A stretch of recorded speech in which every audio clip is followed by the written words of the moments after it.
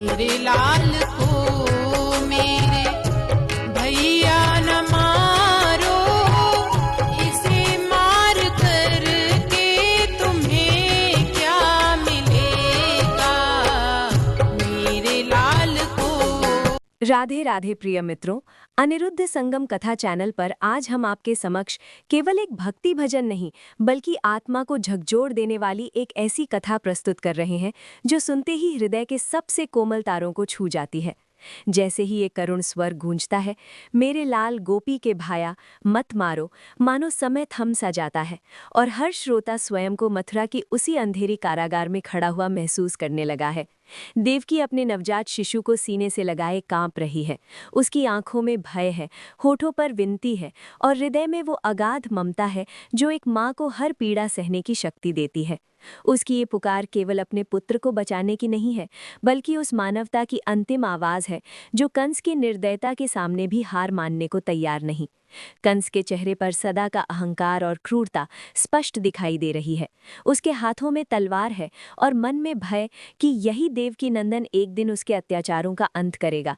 फिर भी वो अपने पाप से पीछे हटने को तैयार नहीं। इसके विपरीत देवकी की आंखों में अटूट विश्वास है कि ये बालक कोई साधारण शिशु नहीं, बल्कि वही अवतारी शक्ति है जो अधर्म के अंधकार को चीरकर धर्म का प्रकाश फैलाने आई है। वो बार बार कंस से कहती है कि यदि किसी को मारना ही है तो मुझे मार दे। इस नन्ही से शिशु का क्या अपराध, जिसने अभी जीवन को देखा भी नहीं। लेकिन कंस का हृदय पत्थर बना रहता है। उसी करुण क्षण में देवी नंदन की दिव्य मुस्कान मानो ये आश्वासन देती है कि माँ भय मत कर, मैं तेरे आंसुओं को व्यर्थ नहीं जाने दूंगा। मैं इस संसार को अन्याय और अत्याचार से मुक्त करने के लिए ही आया हूँ। यही भाव इस भजन को केवल करुणा से भरा नहीं बल्कि अत्यंत प्रेरणादायक बना देता है, क्योंकि ये हमें सिखाता है कि जब जीवन में अंधकार सबसे गहरा होता है तभी ईश्वर की लीला सबसे उज्जवल रूप में प्रकट होती है। देवकी की तरह जब हम भी अपने जीवन के संघर्षों में टूटते हुए भी विश्वास को थामे रखते हैं, तब वही संघर्ष हमें भीतर से मजबूत बनाते हैं और हमें आगे बढ़ने का साहस देते हैं।